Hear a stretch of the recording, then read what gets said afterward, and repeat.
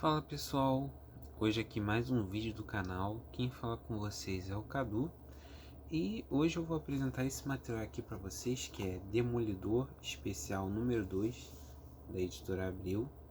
Material em capa cartão, o papel eu não sei se é o offset ou se é um papel jornal, porque a gramatura é muito boa.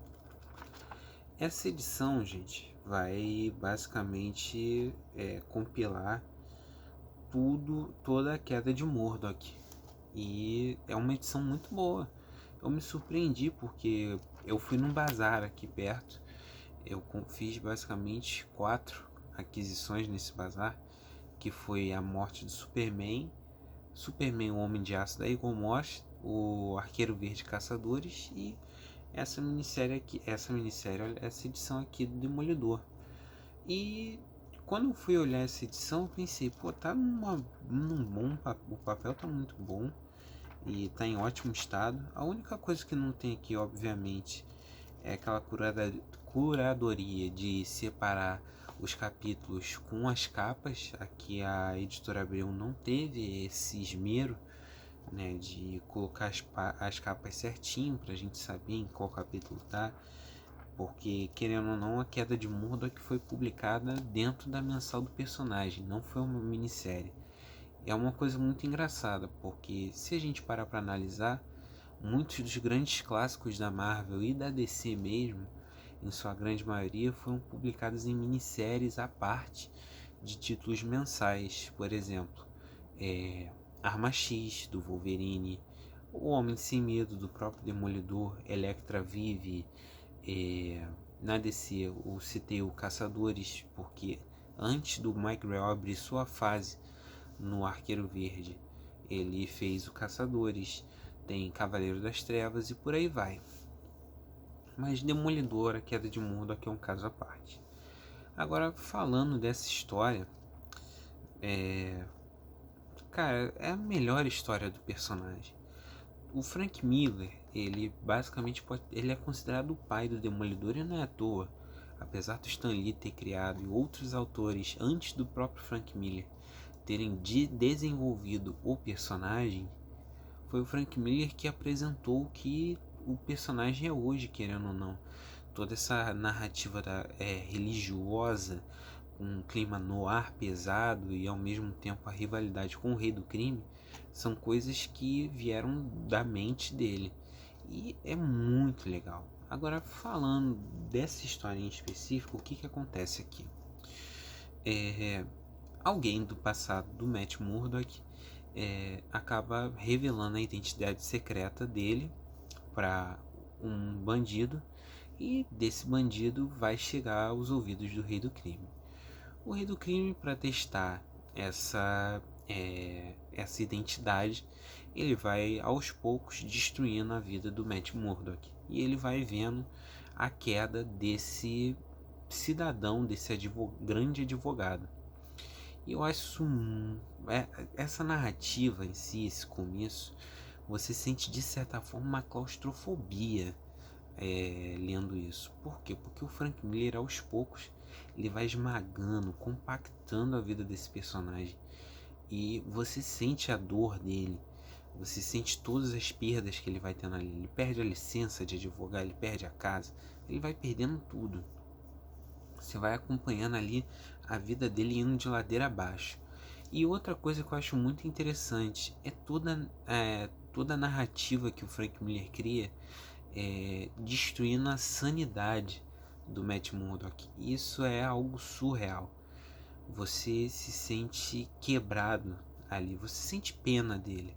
E ao mesmo tempo você vê o quão humano ele é, porque se você parar para pensar, um super-herói, querendo ou não, ele é a figura símbolo, ele é algo, um ideal. Você vê esses heróis da Marvel e pensa em como eles são humanos, falhos, e o Matt Murdock não foge à regra.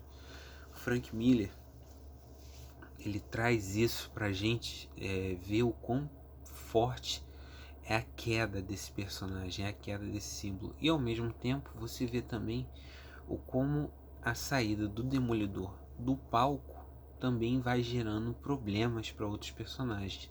Os coadjuvantes vão sentir. Por exemplo, Ben-Urich, que era um coadjuvante recorrente nas histórias do personagem, ele sofre bastante ao longo desse arco. Fog Nelson não sofre tanto, mesmo sendo o melhor amigo do Matt Murdock, porém ele vai tendo consequências desse arco para ele também. Até algumas positivas, diga-se de passagem. Mas quem brilha aqui mesmo é a Karen Page. A Karen Page, ela era uma personagem que está assumida há bastante tempo da mitologia do Demolidor, e o Frank Miller traz ela aqui de uma forma muito genial, trabalhando tanto o relacionamento dela com o Matt quanto ela mesma. Agora, outro personagem que brilha, eu acho que se fosse me perguntar o segundo protagonista da queda de Murdock, é o próprio Rei do Crime.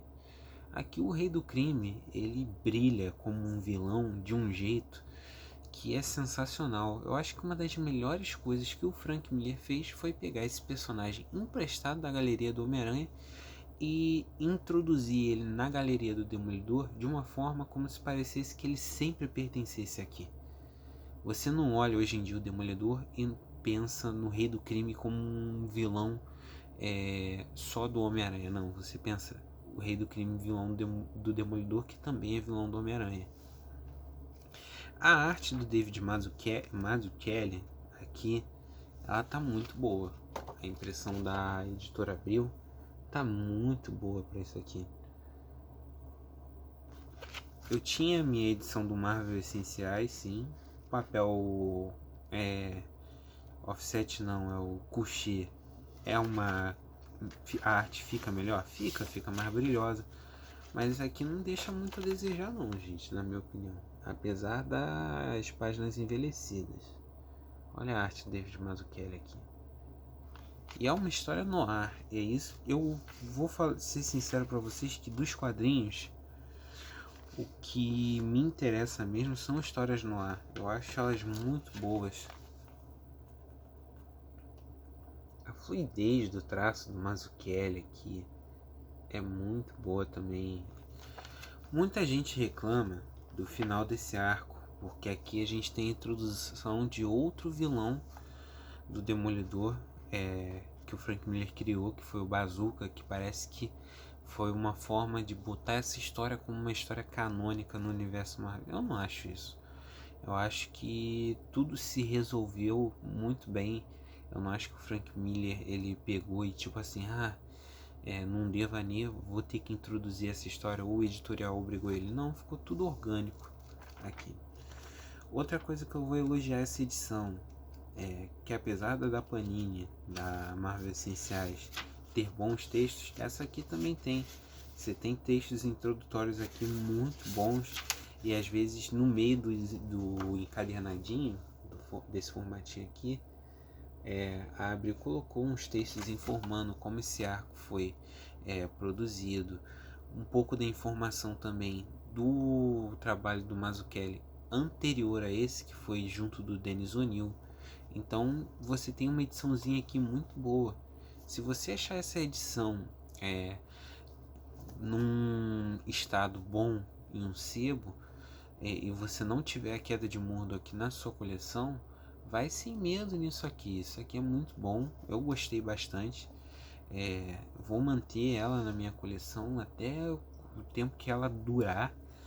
E que nota eu dou para essa história? Nota 10, né, gente? É o maior clássico do personagem, se não um dos maiores clássicos da Marvel e dos quadrinhos de super-herói no geral. Recomendo bastante a leitura disso aqui. Cadu, aí vocês vão fazer uma pergunta. Dá para ler essa história sem ter lido a fase do Frank Miller à frente do título do personagem?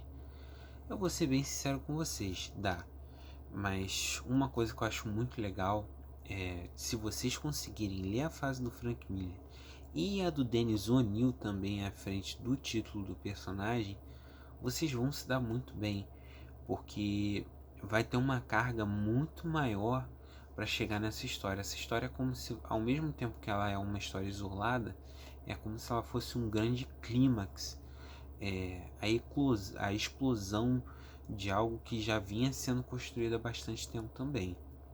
É o que eu recomendo, mas também recomendo ler sem ter lido nada do personagem antes, porque isso aqui é muito bom, não deixe isso passar. Valeu, gente. Vou deixar o link para a edição do Marvel Essenciais aqui na descrição do vídeo.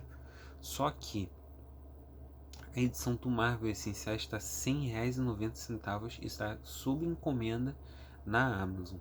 Mas eu vou deixar mesmo assim para caso você se interesse. Valeu, gente. Obrigado e tchau, tchau.